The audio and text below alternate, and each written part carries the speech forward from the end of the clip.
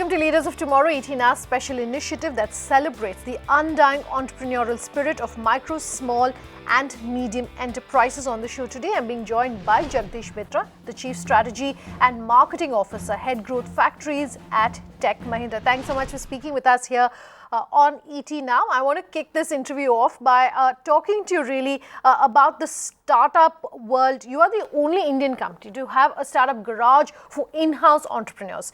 Give us a sense of how that model works. I think if you look around, the requirement today is really to come up with disruptive solutions, challenge oneself, and as we start to look at our customers who are getting challenged by their other players in the industry who are entering the market, it's important for us to challenge the way we work. And that's the primary reason we said we will set up this corporate garage, because this would disrupt our own traditional way of thinking, our way of providing solutions to our customers. And this is an opportunity for us to diversify and give wings to all the ideas that our employees have and our partners have, to take them to the market. Why have you felt the need to have this kind of environment versus, say, what most people are doing, which is setting up a fund to invest into startups and innovative companies? Well, I think you'll have to do both. There's no single answer. Firstly, if anyone says that they know what's going to happen, earlier it used to be those 5-year plans, 6-year plans, and so on and so forth. I think they have become, obsolete now. You can't make a 5-year plan because you don't know what is going to happen in 5 years at all. I mean, look at ourselves in the way things have changed completely for us as consumers of or users of technology. The speed at which this is going to change now is going to be tremendous. So we don't know what the right answer is, frankly. For us, it's important for us to understand that, are we targeting and experimenting enough? So while we also have a fund, not only Tech Mahindra, but Mahindra and Mahindra as a group have a fund. They have a way to look at, Mahindra partners have a look at how to incubate new startups outside the Mahindra group. We do the same. We are focused on incubating the 110,000 ideas or people that Tech Mahindra has, the 200,000 odd people that Mahindra Group has, and the variety of universities and technology organizations that we are partnered with. Now this is a tremendous, awesome strength of the manpower and the brain power that we have, and we want to harness it internally. But we also have a fund which will look at ideas in the Valley, in Israel, in London, in India. There are 4 or 5 places that we are currently focused on. So you got to try multiple ways to work, and there is no single answer to this. How critical, though, in your opinion, is it for companies like yourself to encourage innovation, and why aren't we seeing more companies, particularly some of your peers, the larger companies, really doing this? I don't know. I can't comment on why others are not doing it, because it's for them to decide what their company strategy is. For us, I think you'll have to go back. Every company has a DNA and a history to it. From a Tech Mahindra perspective, our DNA and history has been entrepreneurial, the way we acquired some of the companies, the way we have sort of built the business altogether in the last 10 odd years. And then, use that spirit as the primary culture in the company. That spirit is one of entrepreneurship, that spirit is one of risk taking. So from our perspective, I think, that was a natural flow, for someone to come across and say, in Tech Mahindra, what do we stand out for? We stand out for risk-taking ability, entrepreneurship, and focused on what our customers' business needs are. Now, coming back to the importance of innovation, I think it's a oft misused word saying everyone is innovating. It's not as if you can allocate 2 to 4 in an afternoon saying this is an innovation hour or a couple of hours or a place where you can go and innovate. I think one has to create a culture for innovation, and that culture for innovation takes time. And it needs encouragement from the management to say, hey, we like the idea, we okay for you to fail, but go ahead and try something new.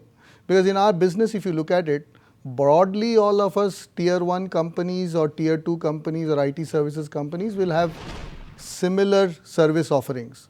The differentiation will come when we start pushing the boundaries and innovating on top of it and saying this is a delta on top of it or this is a mega thing that on top of it.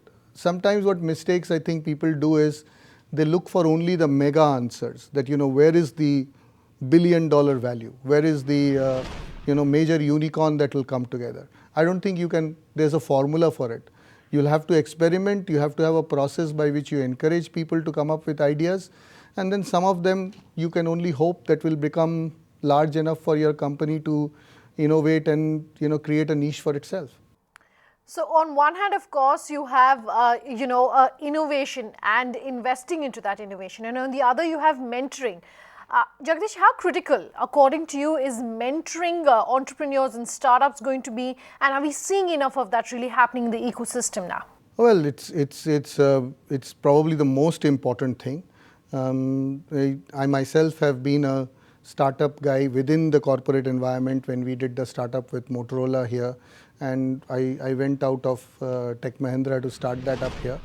My learning has been that the only reason, and it grew significantly, and the only reason it succeeded, if I can call that a success, it's not a unicorn by any standards, but for its own opportunity that we have, it was because of the mentoring I got. But I think, and I was talking to a bunch of US university students this morning, and I was telling them the same thing, that I think the biggest challenge that entrepreneurs have is what is the reason why they are entrepreneurs. And let me explain what I mean by that. The only reason why you should probably be an entrepreneur is if you are passionate about the idea. If your thought process is that my net worth should be equal to Mark Zuckerberg, then that's exactly the wrong reason to start a company. The company has to be completely based on, or the idea has to be the most powerful idea that you believe in, and doesn't matter how many else people believe in it or not, but you have to thoroughly live and die by it. But the mentoring part of it, interestingly, is about bringing things back to reality. So because the same reason, as I said, the passion drives the entrepreneur, but the passion can also be the killer for the entrepreneur, because you are so wedded into the idea that you don't see reality outside, that this is not working, that you need to pivot or you need to change. And that's where the mentorship, the external input is absolutely important to make a idea into a successful business. So then what advice would you have for entrepreneurs when it comes to finding a mentor, in your opinion? Well, I think look at people who are, understand the business, and most of the times are not shy about being critical, but also not, you can end up having the other side where they're only negative about it and there's nothing positive coming out of it, because the balance is very important. So when you look for a mentor, look for someone who is reasonably rational about his thought process, has a knowledge of the business and the industry, and ask yourself, what is in it for him to give me advice? I mean, there are many people who will give you advice. There are very nice people who will tell you, but there's an objective that you need to associate with it. Either it is success of the ecosystem, either it is their own personal goals in terms of having achieved certain things and now need to nurture it. What is in it for that person to be a mentor for you? And if you don't answer that question, then I think you're shying away from a difficult answer, and therefore you'll not be able to choose the right behavior or drive the right behavior in the mentor itself.